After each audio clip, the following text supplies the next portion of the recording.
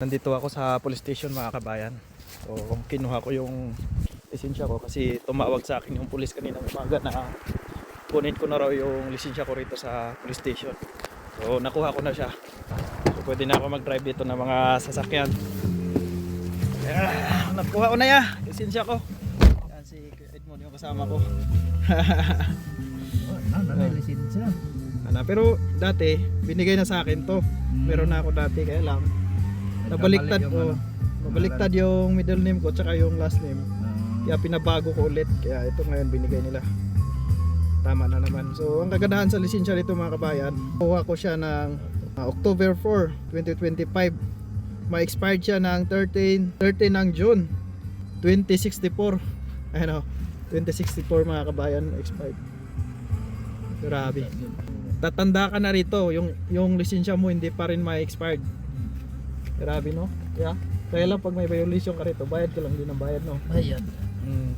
Pag-renew ng code, work permit. Yung code ng lisensya mo yan, anong code? Di ba?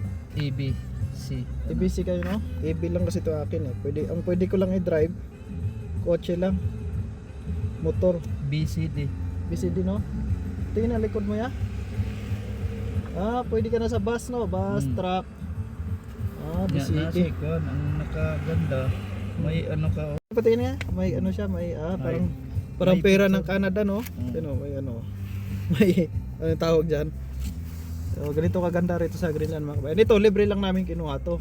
Kumbaga pinakuha kami ng company namin para kung sakali na kami man ang mag-drive ng sasakyan, walang problema at pag may gusto kaming kunin sa bayan, hindi na namin kailangan pa kumuha ng driver kasi kami may lisensya naman na kami. So, yun. May license na tayo mga kabayan. Tapos tingnan niyo yung mga bahay rito. Greenland.